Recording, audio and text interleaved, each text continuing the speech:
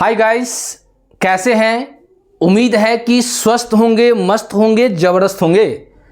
तो आज जो है हम क्लास 12 का जो चैप्टर है पार्टनरशिप का जो लास्ट चैप्टर है, डिसोल्यूशन ऑफ पार्टनरशिप फॉर्म यानी कि साझेदारी फॉर्म का विघटन के बारे में बता रहे हैं। जो कि जैसा कि आप जानते हैं कि इससे पिछले क्लास में आपको हम बेसिक कंसेप्ट बताने का प्रयास किए, उससे रिलेटेड जर्नल एंट्री बताने का प्रयास कीजिए। और अब जो है मेन जो है सवाल जो हम लोग किस तरह से बनाएंगे, यह सवाल जो है बिहार बोर्ड में जो बार बार पूछा जाता है ये सवाल, और यह सवाल कितने नंबर का होता है? 5 नंबर का होता है। तो इस पर थोड़ा ध्यान दीजिए और कैसे हम सवाल को बनाएंगे, कैसे सॉल्व करेंगे, ये थोड़ा आप बारीकी से देखने का प्रयास कीजिएगा। और आपको हम बार बार यही चीज़ बताए थे, इससे पिछले वीडियो में बताए थे कि ये चैप्टर ऐसा है कि इस चैप्टर में जब तक आपको एंट्री नहीं समझ में आएगा तब तक जो है आप इस सवाल को सॉल्व नहीं कर सकते हैं। तो फर्स्ट ऑफ ऑल सबसे पहले आपको करना क्या होगा कि सबसे पहले आपको इस चैप्टर से रिलेटेड जो भी बेसिक कंसेप्ट है, जो भी जर्नल है जो आपको हम बताए हुए हैं, उसको पहले समझने का प्रयास करेंगे। उसके बाद ही इस सवाल को आप बनाएंगे, क्योंकि अगर मान लीजिए हम बताएं और आप उतार लिए तो इससे आपका जो है कंसेप्ट क्लियर नहीं होगा। तो चलिए टाइम को वेस्ट ना करते हुए हम लोग जो व्हाइट बोर्ड पर सवाल दिया हुआ उसको हम लोग पढ़ते हैं। पढ़ने के बाद समझने का प्रयास करेंगे। आगे देखिए, कहता है X and Y are a partnership sharing profit and loss in the ratio of 3:2। अब कहता है कि X और Y दो पार्टनर है जो कि दोनों जो है लाभ हानि को 3:2 अनुपात में क्या करते हैं? बांटते हैं। Their balance sheet on 31 January 2025 stood as follow. और इसका बोला कि बैलेंस शीट जो है जनवरी का बता रहा है कि आप 2025 के जनवरी का है, आपको दिया हुआ है। आपको देखिए कि बैलेंस शीट बनाकर दिया हुआ है, और बैलेंस शीट में देखिए लीजिए, हो सकता है कि आपका यहाँ पर लाइट रिफ्लेक्ट करता होगा। तो यहाँ पर देखिए दिया sundry creditors 528, reserve 500, bank loan 1000 और कैपिटल XY का दिया हुआ है। एक का दिया 6000, एक का दिया है 2000, यानी कि 6 और 2 8000 दिया है। टोटल करने के बाद 10,028 आया आपका। इसके बाद एसेट्स एंड प्रॉपर्टी में देखिए कैश दिया है 363, डेटर्स 1960, स्टॉक 875, इन्वेस्टमेंट 2080, बिल्डिंग 4750 दिया है। और इस साइड भी जोड़ने के बाद 10,028 आया है। जैसा कि हम जानते हैं कि बैलेंस शीट में दोनों साइड का अमाउंट क्या होता है? बराबर होता है। नीचे देखिए, कहता they decide to dissolve the partnership on the date of. ये दोनों क्या किए कि आप पार्टनरशिप को डिसॉल्व कर दिया जाएगा, समापन कर दिया जाएगा। The assets with the expenses on the investment and cash realise 6,900। कहता है कि इन्वेस्टमेंट और जो एसेट्स में जो है, एसेट्स में जो है एक्सेप्शन है, अपवाद है। किसको? इन्वेस्टमेंट और कैश को छोड़कर आपको 6,900 क्या हुआ है? कैश रियलाइज्ड हो गया है। The investment were taken by Y partner at the market value कितना? 2200। अब जो इन्वेस्टमेंट को यहाँ जो नहीं रियलाइज किया था, उस इन्वेस्टमेंट को वाई के द्वारा जो है मार्केट वैल्यू यानी 2200 में क्या कर लिया है? ले लिया है। Who also agree to dissolve the loan. और बोला कि वाई क्यों लिया है? वो एग्री हुआ है कि हम जो है जो लोन है बैंक लोन का वो क्या करेगा? भुगतान करेगा। Agree to discharge the loan. उसके बाद the expenses of deletion were कितना? 110। रिलायसन एक्सपेंस जिसको कहते हैं वो 110 रुपया है। The creditors were fully paid 503 in the full settlement. जब कहीं भी आपको लगा होगा फुल सेटलमेंट, ध्यान दीजिएगा, फुल सेटलमेंट का मतलब होता है कि कहीं ना कहीं डिस्काउंट पे ही पेमेंट किया गया है। Give journal entry to record the above on dissolution. आपको कहता है कि आप जर्नल बनाइए। समझ गए? देखिए इतना लंबा चौड़ा सवाल है और लास्टली बोला क्या? आपको जर्नल बनाना होगा। इससे पहले भी हम आपको बोले थे कि आपको भी क्या करना है, जर्नल ही बनाना है। क्या करना है, जर्नल बनाना है। और जर्नल बनाने के लिए आपको हम जो है बेसिक चीज़ बताए हुए थे कि हम लोग जर्नल कैसे बनाएंगे, किस किस को ट्रांसफ़र करेंगे। ध्यान दीजिएगा, आपको हम नोट्स में कुछ चीज़ बताए हुए थे नहीं कि आपको ट्रांसफ़र करना है, किसको ट्रांसफ़र करना है, किसको ट्रांसफ़र नहीं करना है। इस सारे चीज़ जो है आपको हम पिछले क्लास में बताए हुए थे। कोई दिक्कत? तो सबसे पहले हमको क्या करना है कि बैलेंस शीट, जब ऐसा सवाल हो, जब बैलेंस शीट में सवाल दिया होगा तो ऐसी दशा में सबसे पहले जो एसेट साइड है और एक क्या है, लायबिलिटी साइड है। ध्यान देंगे कि बैलेंस शीट में डेबिट और क्रेडिट नहीं होता है, तो एसेट साइड और लायबिलिटी साइड, एसेट साइड में जो भी एसेट्स है सारे एसेट्स को हम लोग क्या करेंगे, रियलाइजेशन अकाउंट में ट्रांसफ़र करेंगे। किस में करेंगे, रियलाइजेशन अकाउंट में। तो चलिए सबसे पहले हम लोग एंट्री पास करते हैं। पहला एंट्री क्या होगा, पहला एंट्री हम लोग सारे एसेट्स को रियलाइजेशन में ट्रांसफ़र करेंगे। तो एसेट्स मेरा कौन बैलेंस होता है, डेबिट होता है।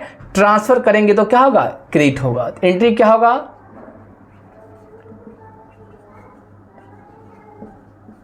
Realisation account debit to, assets का नाम दे, कैश तो होगा नहीं, डेटर्स, डेटर्स अकाउंट। टू क्या होगा, स्टॉक अकाउंट। टू क्या होगा, इन्वेस्टमेंट अकाउंट। टू क्या होगा, बिल्डिंग अकाउंट, बिल्डिंग।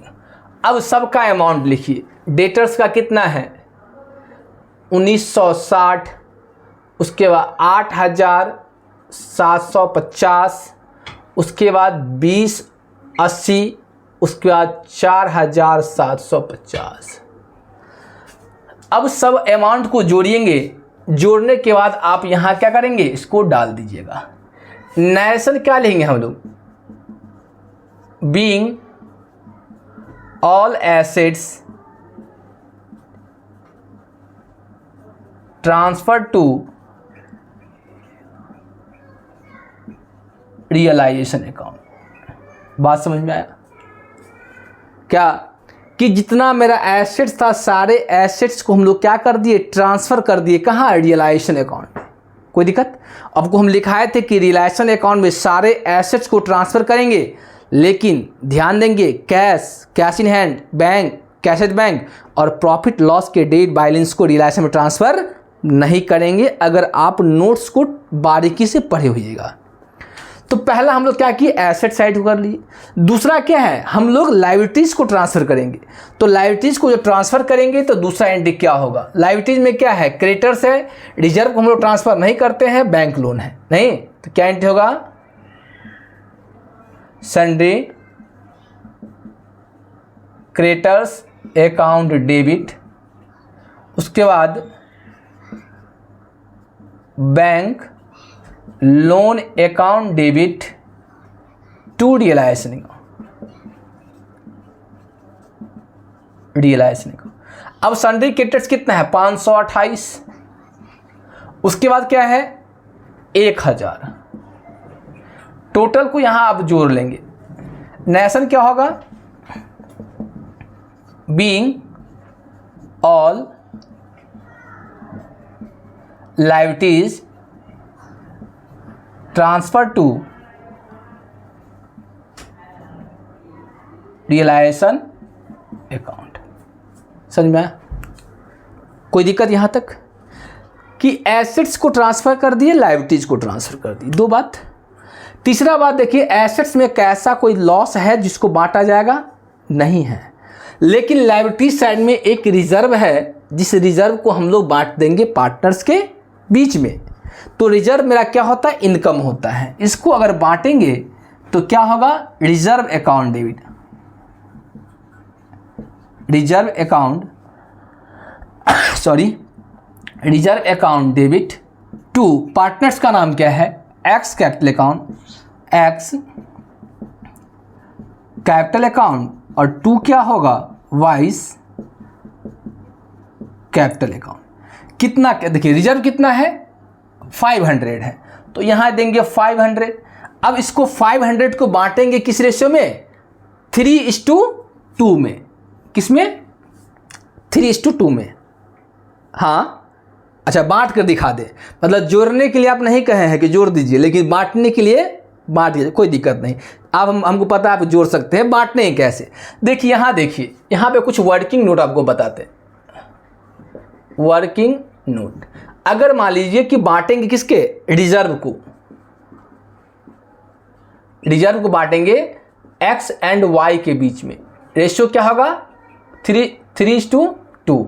अगर x को होगा कितना है, रिजर्व कितना है, रिजर्व कहाँ गया 500, तो 500 गुने 3 है तो 3 बट्टा कितना, 3 है 2 5। और y की बात करें तो फिर 500 गुने 2 बट्टा कितना होगा 5, ये कट गया तो कितना होगा 100, यानी ये होगा 300 और ये होगा 200। बांटने के बाद बांटेंगे तो आएगा ये 300 आएगा, ये 200 आएगा। आप लिख सकते हैं बीइंग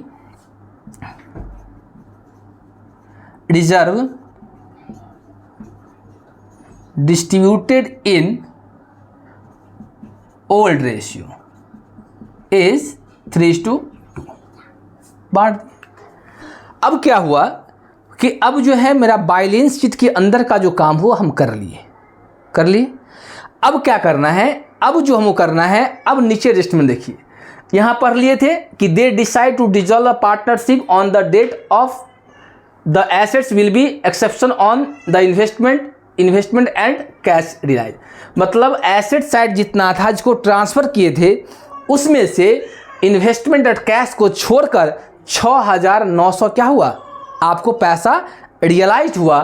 तो रियलाइज होगा तो पैसा मेरे पास आएगा, जैसा कि हम आपको एंट्री में लिखाए थे कि एसेट्स बेचने के बाद पैसा आता है, तो हम एंट्री लिखते हैं कैश या बैंक अकाउंट डेबिट, कैश या बैंक अकाउंट डेबिट टू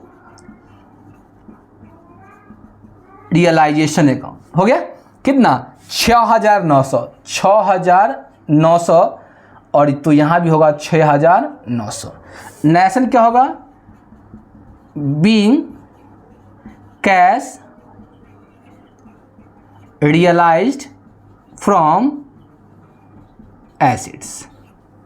कोई दिक्कत, यहाँ तक तो हम लोग बात कर लिए, यहाँ तक कोई दिक्कत है किसी को नहीं ना। अब देखिए अब क्या होगा, अब कह रहा है क्या कि the investment were taken over by Y at the market value कितना 2200। अब देखिए इन्वेस्टमेंट मेरा कितना था 2,880, लेकिन वाई कितना मिल लिया, मार्केट वैल्यू उस समय कितना था 2200 रुपया मिल लिया। तो वाई लेगा नहीं, किसको लेगा, इन्वेस्टमेंट को लेगा, और इन्वेस्टमेंट मेरा एसेट्स होता है। तो ऐसी दशा में हम लोग क्या करेंगे, यहाँ पे हम लोग कर देते हैं क्या, चलिए चौथा के बाद पांचवा एंट्री देख लीजिए, ध्यान से देखिएगा। तो यहाँ लिखेंगे Y's capital account debit to realisation account, कितना 2200 डेबिट होगा तो 2200 क्रेडिट होगा। नरेशन होगा बीइंग किसका, इन्वेस्टमेंट को, investment take over by Y's. समझ में। अब क्या किया, इन्वेस्टमेंट को कौन ले लिया है, वाई ले लिया है। यहां तक हम लोग क्लियर हुआ। उसके who also agree to discharge the क्या लोन। अब क्या किया कि वो बोला है हम एसेट्स लेंगे और लोन का भी पेमेंट कौन करेगा, लोन का भी वाई करेगा। अगर वाई पेमेंट करता है तो छठा एंट्री देखिए, तो एंट्री होगा realisation account debit to Y's capital account. कितने का लोन है, देखिए यहाँ पे लोन के बारे में नहीं दिया है कि हम फुल सेटलमेंट में किए हैं कि कितना किए हैं, बट लोन आपका कितना है 1,000 है, तो यहाँ 1,000 भुगतान करेगा, 1,000 नहीं। और नयासन हम लोग लिख सकते हैं being bank loan paid by wise capital. कोई दिक्कत? अब कहता है, यहाँ तक हो गया। अब कहता है the expenses of dissolution were कितना 110। आपको एक हम एंट्री लिखाए थे जिसमें आप देखे होइएगा कि रिलेशन एक्सपेंस का भुगतान करेंगे तो क्या एंट्री होगा। तो हम लोग वही कहता है कि डिसोल्यूशन एक्सपेंस भुगतान करेंगे तो एंट्री क्या होगा, कहाँ पर लिखें बताइए, बोलिए। मिटाएं इसको, चलिए मिटाते हैं इसको। चलिए आपको एक बार नोट करना है तो नोट कर लीजिए, पहले देख लीजिए, नहीं तो हम इसको मिटाएंगे। देख लीजिए एक बार, देख लीजिए इसको, अगर नोट करना है तो नोट कर लीजिए, तो हम इसको मिटाएंगे। देख लीजिए, चलिए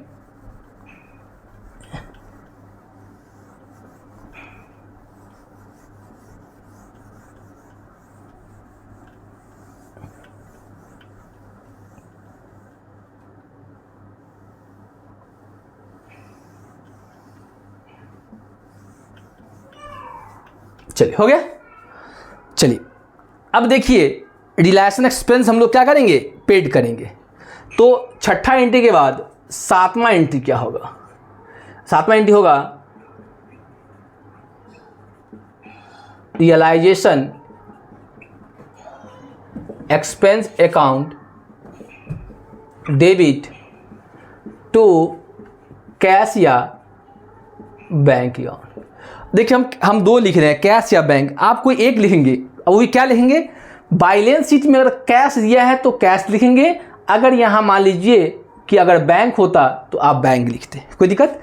कितना कर रहा है 110, 110। नेशन क्या होगा, बीइंग रियलाइजेशन एक्सपेंस पेड हो गया, यानी वसूली का भुगतान हो गया। चलिए उसके बाद कहता है the creditors were paid 503 in full settlement. अब जो क्रेडिटर्स था 528, इसको जो है पूर्ण रूप से मतलब फुल सेटलमेंट में इनका क्या किए हैं, भुगतान किए हैं। जब वहाँ पर फुल सेटलमेंट लगा होगा तो ध्यान दीजिएगा कि फुल सेटलमेंट में हमेशा टोटल अमाउंट पेड नहीं किया जाता है, तो हम लोग इसको पेमेंट करेंगे। एंट्री सेम होगा क्या, realisation account debit to cash या बैंक अकाउंट। कितना 503 और 503। नरेशन क्या होगा, बीइंग सन्ड्री क्रेडिटर्स पेड हो गया।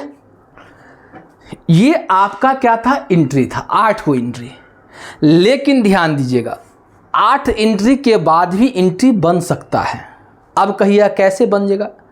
अब यहां पर क्या दिया है, give journal entry to record the above dissolution. अब देखिए इसके एबव पूछ रहा है, समझे।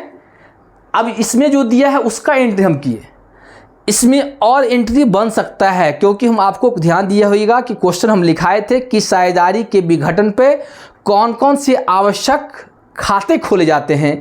तो आप जैसा कि बताए थे कि realisation account, partners capital account, bank loan if required अगर मान लीजिए आवश्यकता होगा तब, और कैश या बैंक अकाउंट। तो अगर मान लीजिए कि इससे जितना एंट्री हम बताएं, 8 एंट्री बताएं, और 8 एंट्री से आप बनाएंगे रियलाइजेशन अकाउंट।